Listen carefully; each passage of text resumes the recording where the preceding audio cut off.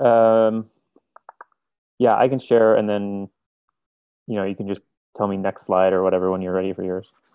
Okay, thanks. Pretend we're like an old school slide projector.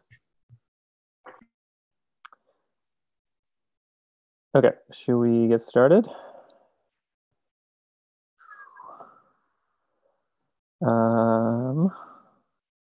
So I posted the link to the slides in the chat in case the calendar invite link is still showing you the old ones. But thanks, Ashton, for doing some magic to restore the invite and get this all working again. I know that's not fun at the last minute. Okay, so welcome everyone to the group conversation for Verify.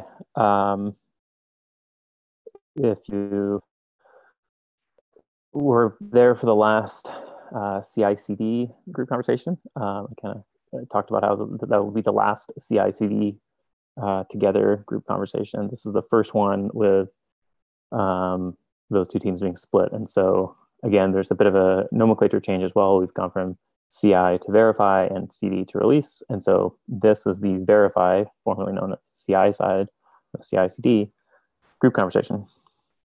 So welcome, and let's jump in.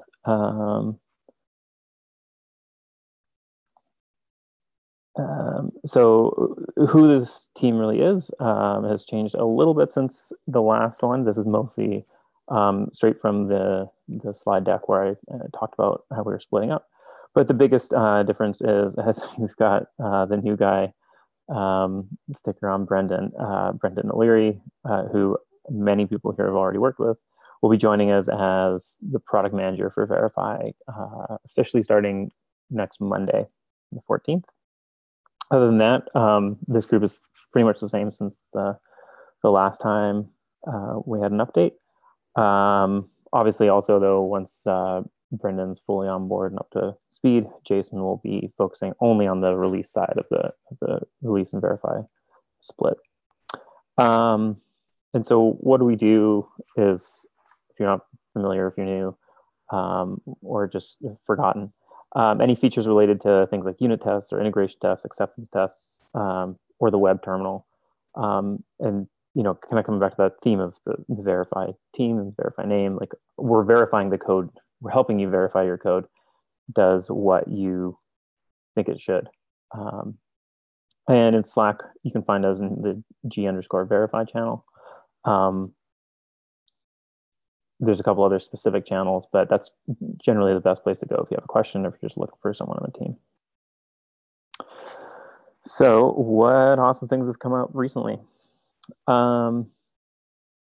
We've added a parallel keyword to enable parallelization of tests. And so you can see on the screenshot, you can take a large task, just say parallel, set the number of jobs to split them into, and it'll automatically split them into it'll automatically parallelize them into however many tasks you're looking for to speed that up and have a faster pipeline. We've done some things with kind of the security mindset of hiding trigger variables in the UI. So another little screen grab here showing that the variables which are masked by default and you have to click on reveal. And then that kind of goes along with this theme of fixing a lot of security issues. Again, it's come up from other backend or other development groups in other updates, but there's been a lot of security issues we've been looking at and dealing with and sorting out recently. Not all of them are new issues, but they've been given kind of a new level of importance to get solved and get figured out. And so we're certainly seeing the light at the end of the tunnel for that backlog of security issues, knock on wood. But it's definitely had a noticeable impact on the other things we're doing and how our velocity has gone with other things like that. And so next, I'm going to turn the conversation over to Jason, who's going to talk about what we're doing next, what's coming up, and a bit of a roadmap. Yep. Thanks, Elliot. So first of all, we're having a bit of a storm here. So I've been having latency spikes. If you stop hearing me for a moment, it should come back. Just let me know and I'll go back when to wherever it stopped working. But yeah, this is something new that we're introducing in, I think, all of the FGUs, but we'll at least be seeing it in Release and Verify. Is taking a little bit in these meetings to talk about what we're doing over the next 3 releases. What the themes are, and then give an opportunity for everyone to give feedback on, how these are fitting, what you'd like to see in terms of these features, and just give a little bit of visibility into what we're working on so that we can get feedback from everyone earlier.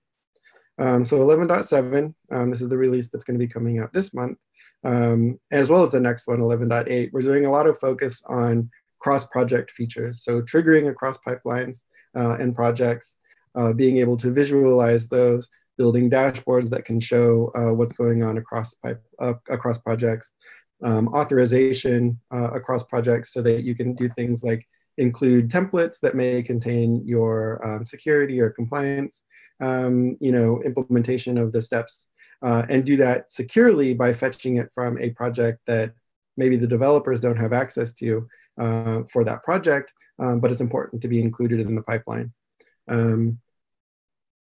We've got a community contribution coming in related to tolerations for the Kubernetes executor, which is going to allow runners to be kind of allocated more efficiently within the pipeline. But yeah, other than that, we're doing a lot about making cross-project pipelines more functional, not having to do curl commands inside of your scripts, and then making them more visible and easy to use within the user experience.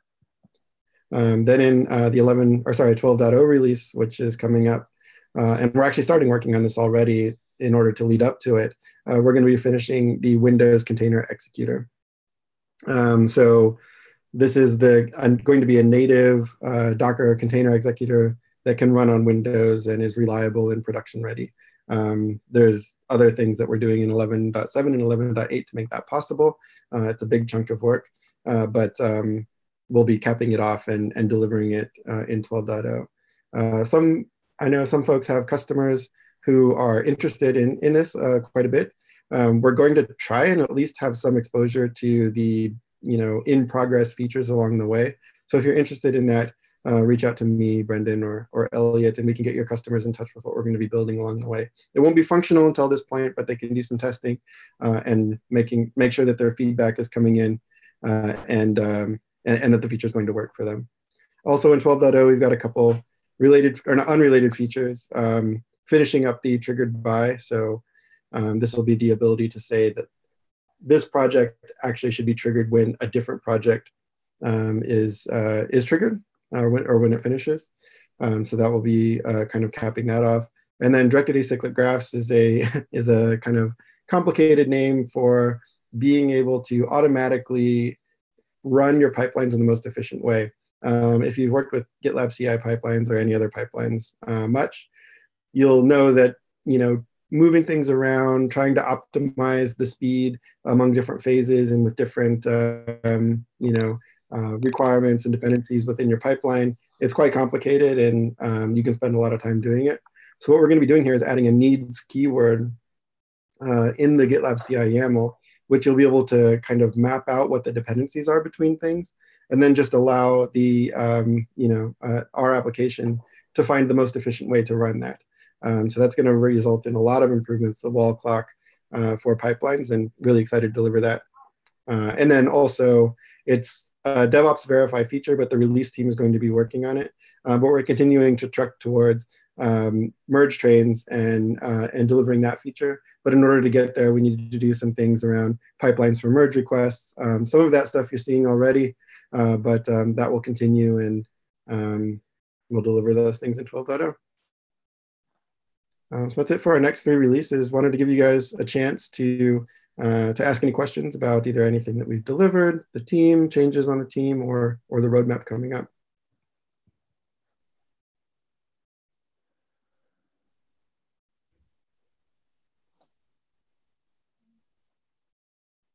No questions in chat out loud?